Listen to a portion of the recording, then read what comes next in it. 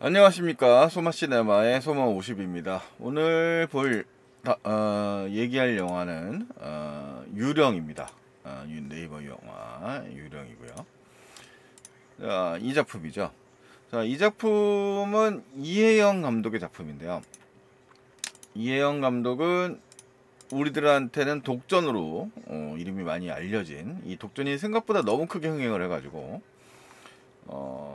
이름이 알려졌고요. 그 전에도 뭐 경성학교라든가 천하장사, 마돈나, 뭐 페스티벌 이런 좀 개성 있는 영화를 좀 찍었는데, 이 독전이 예상외로 크게 흥행에 성공하면서 경성학교도 평은 좋은 편이었죠. 그러면서 이번에도 또 장르물에 도전을 했습니다. 전작이었던 독전과 공통점이 있는데, 독전도 원작이 이게 좀 호불호가 많이 갈립니다만, 원작이 두기봉 감독의 마약전쟁, 원래 제목이 독전이었죠. 그 드럭 워라는 영화였는데, 이 영화는 이제 빌리버라는 영재가 붙고 2018년도에 리메이크를 한 겁니다.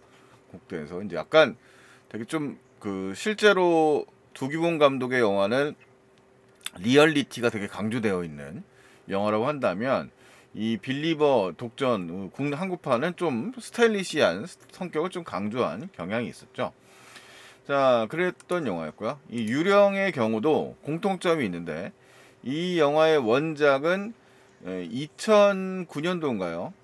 바람의 소리라는 영화 제목으로 개봉 공개되는 2009년도에 만들어진 첸 쿠오프와 고근서 감독의 풍성, 더 메시지, 바람의 소리라고 하는 영화가 있습니다. 그리고 사실 이 영화는 풍성이라고 하는 소설, 우리 국내에는 번역 출판이 안 되고 맥가라고 이제 한자 그냥 도금만 따서 맥가라는 이름이 나오는데, 이 소설이 원작으로 해서 만들어진 영화가 먼저 2009년도에 풍성, 바람의 소리, 이 영화 중국에서 먼저 만들어졌죠.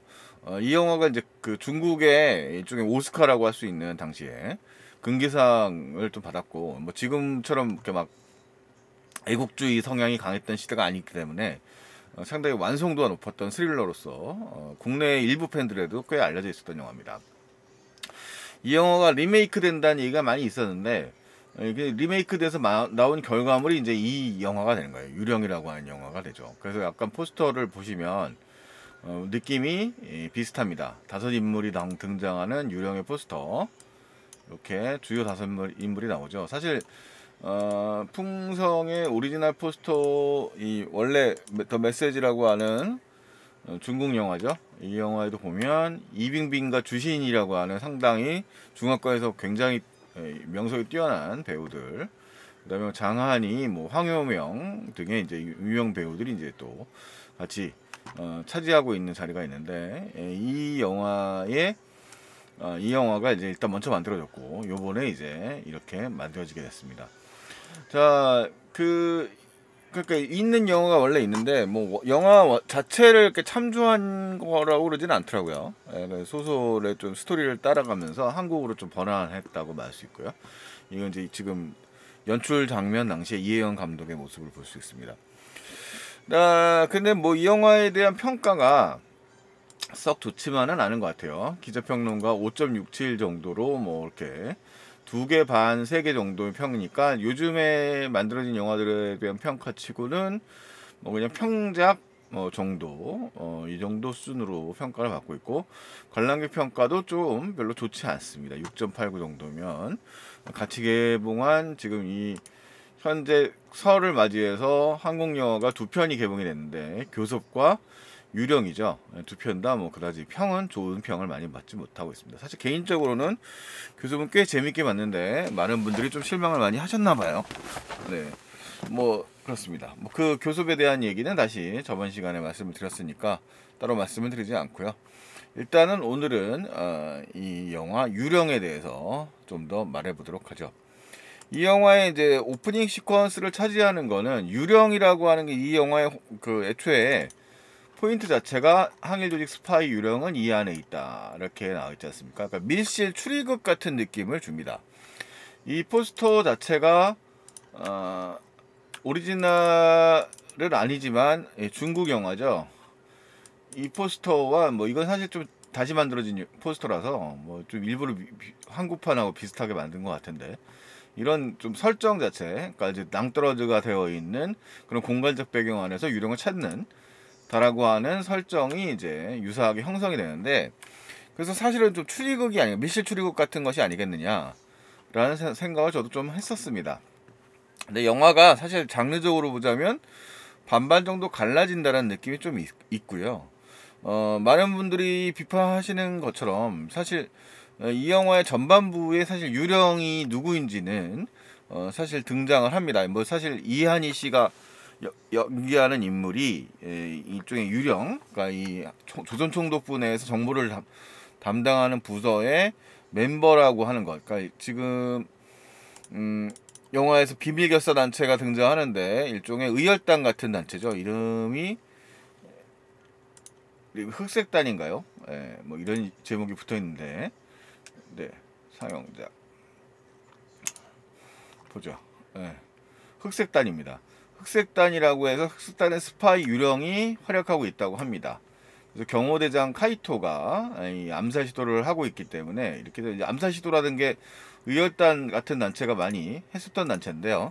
이 영화는 이제 가상의 단체로서 흑색단이 등장을 하고, 영화의 전반부에는 이제 이런 이한이가 주역으로 등장을 하면서 이 사람이 이제 자신의 정보를 연결을 하는 과정들을 묘사를 합니다. 그러니까 앞에 한 20분 정도가 이 영화에 등장하는 이 사건에 개입되어 있는 인물들을 다 보여줘요. 이한이는 이제 분명한 주인공이고요. 그 다음에 일종의 정부 같은 역할을 담당하고 있는 인물.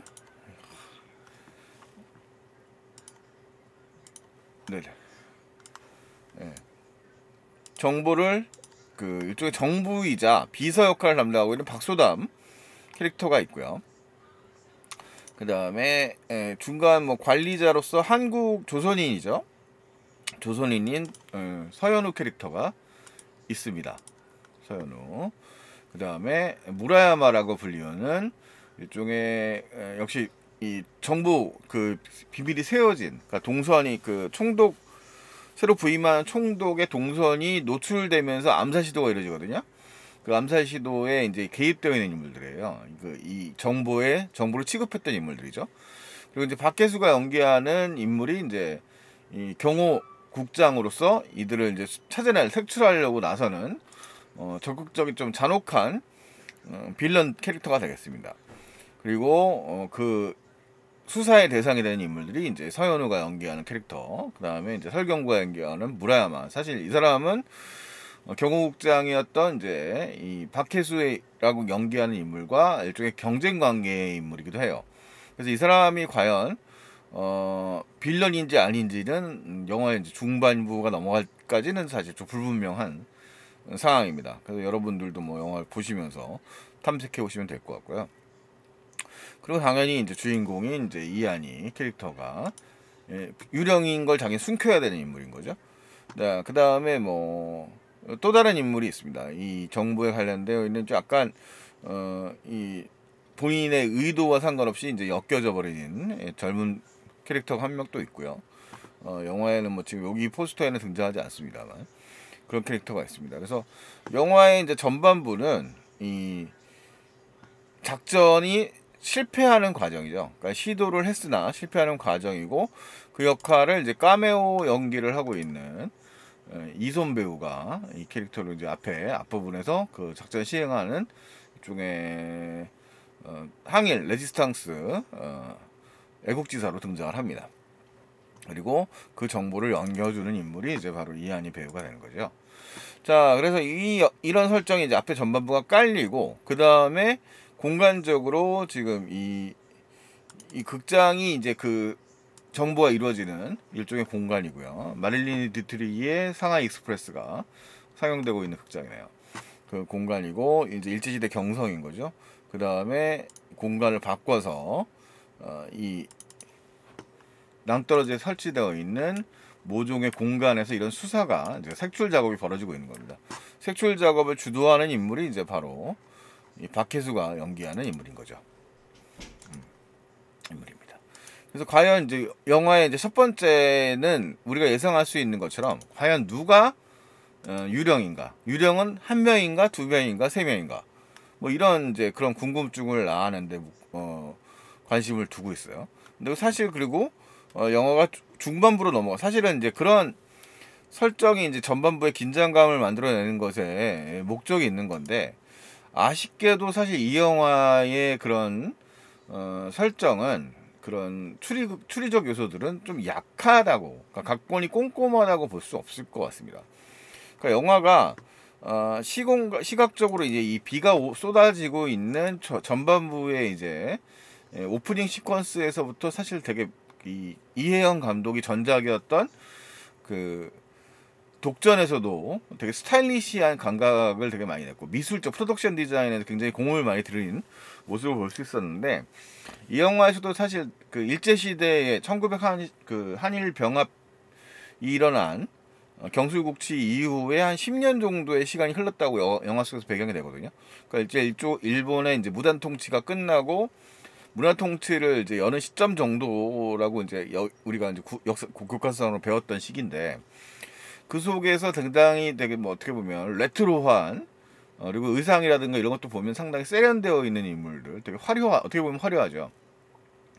그런 모습들을 묘사하고 있는데 이게 시대적 탄압상이라고 하는 부분들, 이게 밀실 추리극을 추구하고 있는 것이기 때문에 어느 정도 타당한 부분이 있습니다만 시대적 배경을 표현하기엔 지나치게 화사한 느낌을 주는 것도 사실입니다. 영화적 톤 자체가 약간 어두운 톤이었다가 너무 좀 미술적으로 너무 화려한 느낌을 주는 부분도 있어서 그런 스릴러적 긴장감 자체에 좀 현실감이 오히려 떨어지지 않나라는 저는 생각이 들었습니다. 물론 영화가 장르적으로 2등분되어 있어서 앞부분에 스릴러적 요소들이 이제 해소된 다음에는 이제 후반부에는 주로 액션 시퀀스로 가게 되는데 그 액션 시퀀스가 되면서 사실 영화 자체의 흥미도가 오히려 올라가거든요. 약간 인물들이 분산되고 인물들이 어떠한 이유로 저러한 행동을 하는지가 충분히 좀 납득이 가지 않도록 설명되어 있는 게 전반부였었고요. 그런 부분들이 이제 중반부 이후에는 확실하게 극명하게 갈려버리면서 이제 확실한 이제 액션 시퀀스로 몰입하게 되는데 그런 과정 자체가 이제 뭐 그런 모습 자체가 일단은 더 몰입감을 높여주긴 합니다만 전체적으로 봤을 때는 그런 화려한 프로덕션 디자인이 이 영화의 소재적 요소, 일제 강점기에 해당되는 요소들이 과연 타당한가라는 부분도 있고요. 그 다음에 영화의 극본, 이 전개 자체가 그렇게 깨끗하게 정돈되어 있다는 느낌이 사실 또 없습니다. 그리고 너무 스타일리시하게 영화를 만들어 가다 보니까 이 영화의 후반부에 가면 이 커튼 공간을 활용해, 그러니까 무대의 뒤편을 이용해서 펼쳐지는 클라이막스 그 스타일리시한 액션 시퀀스가 있거든요. 여기 보면 이제 지금 요 장면에서 보면 지금 이 장면들이 이제 그런 스타일리시한 시퀀스들인데 그 장면의 공간적 요소들이 과연 제대로 역할을 하고 있는가, 이게 뭔가 상징하고 있는 바가 있는가라고 생각을 해보면 그냥 되게 어떻게 보면 겉멋만을 위한 그런 장치가 아닌가라는 생각이 사실 듭니다. 그래서 영화의 중반부에도 설경구와 이한이가 이제 오해로 비롯되어 있는 어떤 갈등 장면들이 존재를 하는데, 이 액션 장면들이 존재하는데 그 장면 역시도 뭐 이렇게 납득이 딱 가지 않고, 그러니까 인물들이 갑자기 이한이가 왜 방을 옮겨가면서 뭔가 정보를 캐려고 하는지 이런 것들도 충분히 설명되어 있지 않다는 생각이 들고요. 이 두 인물이죠. 무라야마 박혜수가 연기하는 캐릭터가, 이 경호국장이 연기한 캐릭터 서로 라이벌 의식을 갖고 있는데 이게 특별하게 전제되지 않고 영화의 대사 속에서의 설정상으로 그냥 서로가 이 사람이 설경구가 차지했어야 자리를 이 박혜수가 이제 거의 뭐 강탈을 하다시피 했다는 거고, 그 이유는 설경구가 갖고 있는 이제 그런 컴플렉스, 혈족적인 컴플렉스라는 거예요. 그래서 약간 영화 자체가 뭐 아예 설명이 안 되는 거예요. 이 설경구라고 안 되는 건 아닙니다. 설경구가 갖고 있는 컴플렉스의 원인 설명이 되고 그 속에서 자기가 선택해야 되는 부분들이 뭐가 있는가. 여기서 이제 박혜수 캐릭터는 사실 좀 단선적 캐릭터고요. 되게 뚜렷한 제국주의의 신념을 갖고 자기의 이제 입신양명을 위해서 모든 것 악랄한 행동들을 할 수 있는 인물로 설정이 되고 약간 복합적인 인물로 설경구 캐릭터가 등장을 하고 있는 거거든요.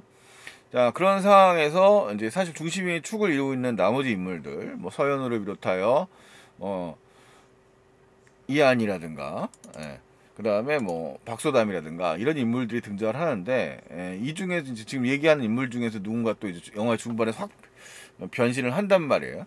근데 그 변신의 설명들도 전 봤을 때 왜 그랬는가, 아까 약간 뭐 숨겨졌다가 확 튀어나오는 캐릭터가 있는데, 이 지금 이제 이 인물들이 그것들이 어떤 모티브로 구성되어 있는지, 어떤 그런 설정으로 구성되어 있는지들이 충분히 좀 얘기되지 않고 느닷없이 등장하는 부분들이 있기 때문에 좀 추리극으로서의 매력은 상당히 반감되지 않았는가. 그러니까 뭐 퍼즐이라고 하는 게 주어졌으면 관객이 그 퍼즐을 갖다가 이제 풀어나가는 재미가 있어야 되는데, 그 퍼즐이 충분히 퍼즐의 힌트들이 충분히 제공되지 않았다는 느낌이 특히 들고요.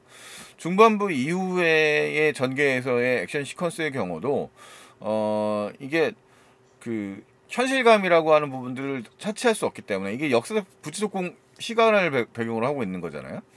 그런 시간적 배경이라든가 역사적 배경들이 어쨌든 영화적으로 설득이 돼야 되는데, 그런 부분들도 충분히 설득이 좀 되지 않아서 그런 액션으로서의 매력들도 다분히 좀 떨어지지 않는가. 특히 전 그 마지막 장면에서 에필로그 같이 나오는 장면에서 나오는 좀 갱스터 느낌의 시퀀스들이 있는데, 후반부에, 그러니까 그거는 좀 그렇게까지 좀 타당하지 않다는 생각이 들었습니다. 약간 이게 뭔가 그 일단 암살이라는 영화가 예를 들자면, 암살이라는 영화 자체가 어쨌든 간에 그런 캐릭터들을 부여하고 나서 그 행동의 개연성들이 이제 왜 그래야 하는가가 충분히 설명이 된다고 한다면, 이 영화는 그 인물의 이면에 있는 모습들을 이제 영화의 플러스상으로 녹여서 던져놓긴 하는데, 그 던져놓는 부분들이 그렇게 타당하게 다가오지 않았기 때문에 영화를 보면서 충분히 납득이 가지 않았다는 거죠. 물론 이 일제의 탄압이라고 하는 시대적 배경이라고 하는 걸 누구나 공감하는